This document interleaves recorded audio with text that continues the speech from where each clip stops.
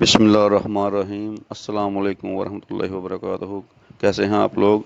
मैं उम्मीद करता हूँ कि अल्लाह के फजल करम और उसकी रहमत से आप बिल्कुल ठीक होंगे।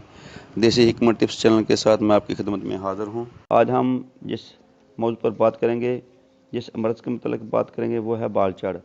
बाल चढ़ ये भी एक मशहूर मर्ज़ है जिससे सारी दाढ़ी और बाहों में ख़ारिश होकर बाल गिर जाते हैं और फिर ये मर्ज़ आस्ता आस्ता बढ़ता जाता है और अच्छे भले इंसान को बदसूरत और काबिल नफ़रत बनाकर छोड़ता है।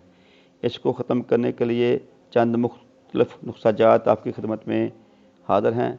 आप इनको ज़रूर आज़माएं, इस्तेमाल करें, इंशाअल्लाह आपको ज़रूर फ़ायदा हासिल होगा। अब चलते हैं नुस्ख़ा की तरफ।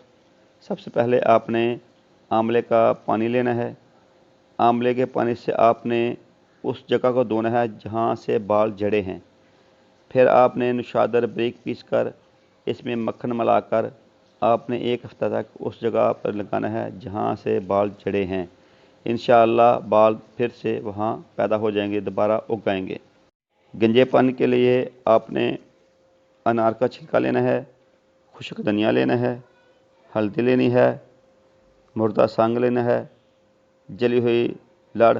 इन सब को बारीक पीस कर छान कर सर पर छिड़कें जहाँ से ये बाल जड़े हैं।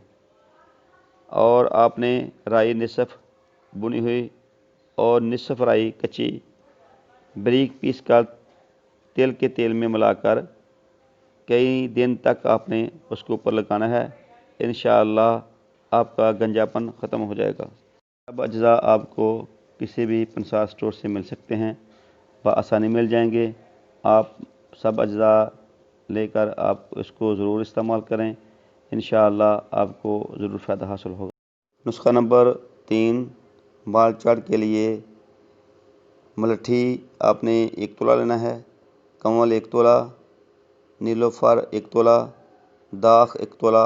ये चारों अज्जा आपको किसी भी पंसार स्टोर से मिल सकते हैं। ये चारों अज्जा आपने 1-1 तोला लेना है। आपने इसको लेकर बारीक पीस लेना है। पीसने के बाद इनको आपने गाय के दूध में और तिलों का जो तेल है इसमें अच्छी तरह पीस कर आपने जहाँ से आपके बाल चढ़े हैं, ख़त्म हुए हैं, वहाँ आपने इसका लेप करना है। लेप करने से पहले आपने ये एहतियात करनी है कि सबसे पहले आपने किसी उस तरह से उस जगह को, उन बालों को आपने साफ़ कर लेना है जहाँ से आपके बाल जड़े हैं। फिर उसके बाद आपने ये लेप वगैरह करनी है। इंशाअल्लाह आपको 4-5 दिन के अंदर अंदर आपके बाल वहाँ से इंशाअल्लाह दोबारा पैदा हो जाएंगे, उग आएंगे। ये थे हमारे आज के 3 नुस्ख़ाजात।